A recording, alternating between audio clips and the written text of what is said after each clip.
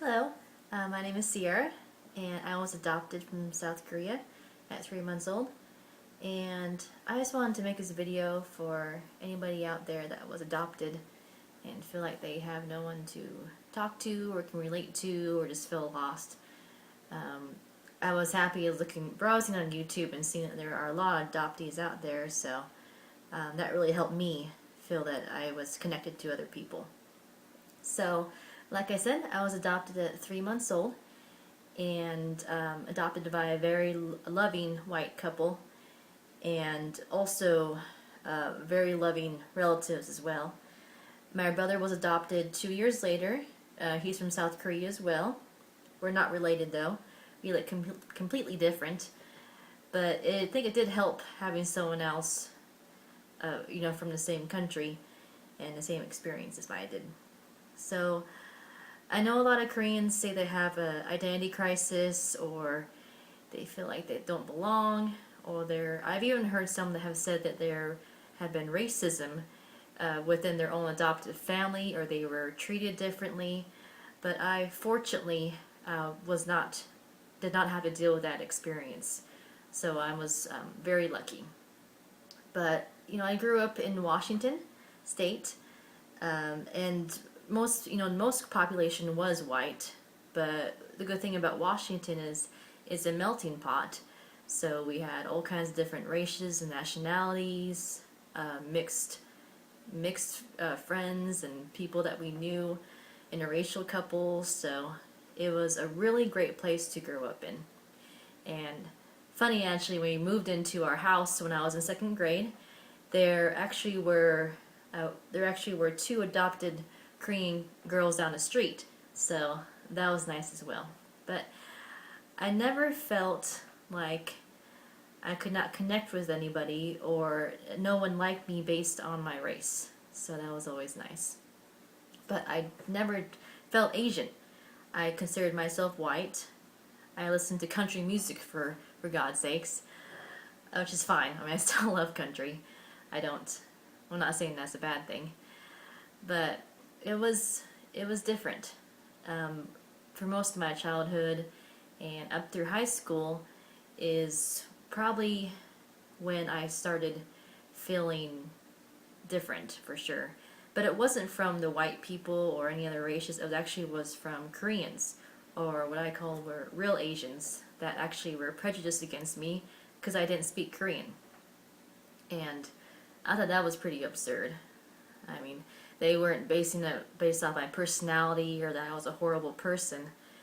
It was just solely because I didn't speak Korean, or I didn't speak, any other Asian languages, or I didn't have Asian parents.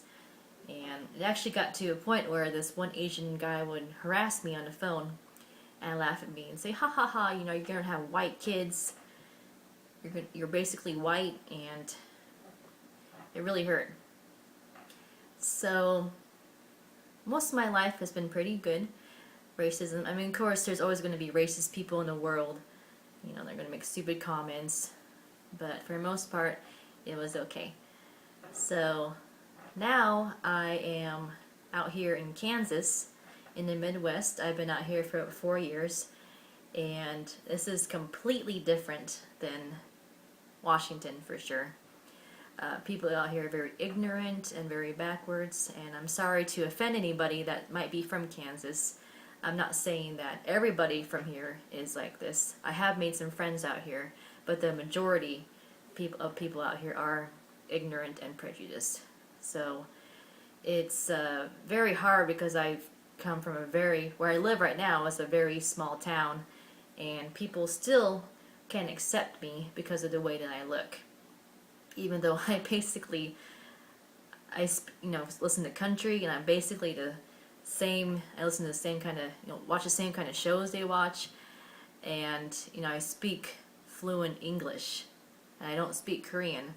I don't have a Korean accent, I'm basically consider myself white, or what people call banana, white on the inside but yellow on the outside.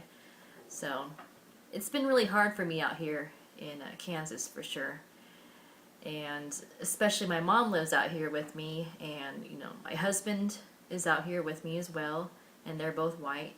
So when we go out in public together, I get stared at constantly, and it's just really hard.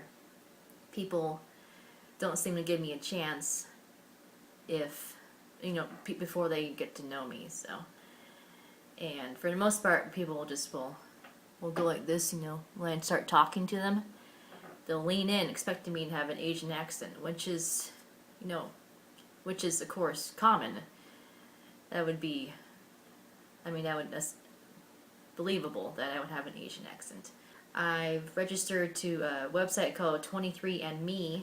It's a DNA website, and it's kind of neat. I've been finding some people that are DNA relatives, you know, a third, fourth, fifth distant cousin. So anybody out there that might want to meet relatives, or you might even find a brother or first cousin, I would definitely recommend going to that website. It is $100 to get the DNA sample kits mailed to you and get and that, you know, information back. But you could at least, you know, maybe meet some people, some relatives or distant cousins. And for me, I really was going on there because I am pregnant.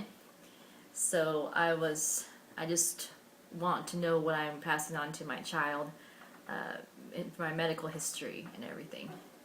So, well, thank you for viewing my video, and as you can tell, I'm just a little bit shy, and I might stammer sometimes, so if you want to leave negative comments about that, then that's your problem. Just this is who I am. This is one of my first videos I made, so, well, thank you.